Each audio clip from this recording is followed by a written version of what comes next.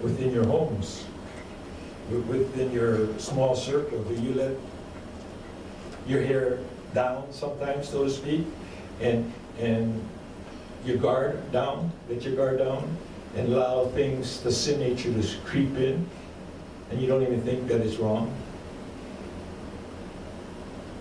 Do you actually feel bad for what you did when you do it? Stop!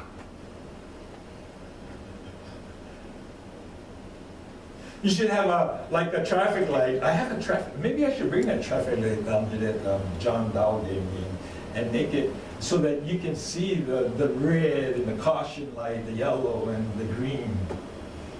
We got to stop sinning because the red light is on. We have to be cautious about what we're doing. And the green light says we have to go into the world because people are watching, and the only way that they are going to want to know the truth about the Christian life is that you live the life. You be Christ to them. If we are out of our mind, as some say, it is for God. Remember those days back in the 60s, 70s? They used to call me a Jesus freak. Huh? Well, be a Jesus freak. Call us crazy if you want. Crazy for Jesus, yes. If we are in our right mind, it is for you. For Christ's love compels. Christ's love compels. What is that word compels? Drives us. It drives us. It's a motivation. Because we are convinced that one died for all, and therefore all died. And he died for all, that those who live should no longer live for themselves, but for him who died for them and was raised again. So from now on, we regard no one from a worldly point of view, though we once regarded Christ in this way. We do so no longer. Therefore, if anyone is in Christ, how many of you are in Christ? Are you? Yes. The new creation has come. The old is what? Gone. Is it? Should be. Are you really in Christ? If you allow that old stuff to keep on surfacing in your life? Maybe we need to take a good look at it. The new is here. All this is from God who reconciled himself through Christ and gave us, he gave us the ministry of reconciliation. What does that word reconciliation mean? Reconcile. Balancing out. Reunited. What does the word reconciliation imply? Reconcile. There has been a reconnection. There has been a fractured relationship. Mm-hmm. But God desires to have relationship with everyone. And it was not his fault that there was a break of relationship. He comes down and he reaches to you and he says, "Come to me, all you who are heavy laden, and I will give you rest. Take my yoke upon you, for my burden is light." Right? And he's out there, and because he did that for you, you're supposed to be there for everyone else that are there. Now, some of us might have the attitude like, it doesn't really matter what I do. It does.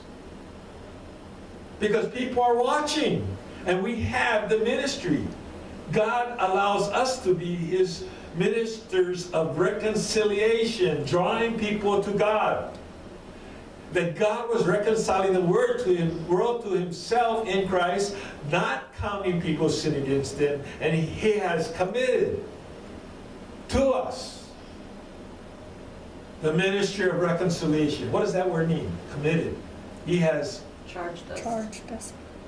That's an order from the captain, from the general, from the president, from God.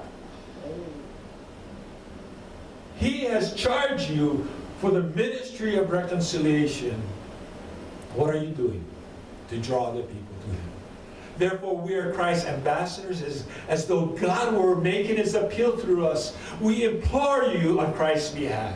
Be reconciled to God. Maybe the reason why you cannot draw people to God is because you have not reconciled to God. Maybe you have fallen off the way and just haven't recommitted your life to the Lord. God made Him who had no sin to be sin for us. Do you understand that concept? That's one thing that I just don't understand. How Jesus knew beforehand. Because the Godhead was in perfect unity for eternity, and they knew that at one point in history, that God the Father would turn His back against His Son. And there would be a fractured relationship between the Father and the Son. And God the Father would have to look away because He's holy. And Jesus became sin for us and nailed it to the cross. But He was buried, but He resurrected and was reunited with God the Father. You see that picture? And God is doing the same thing for you. He's dying for you so that you can have a relationship with God and with each other.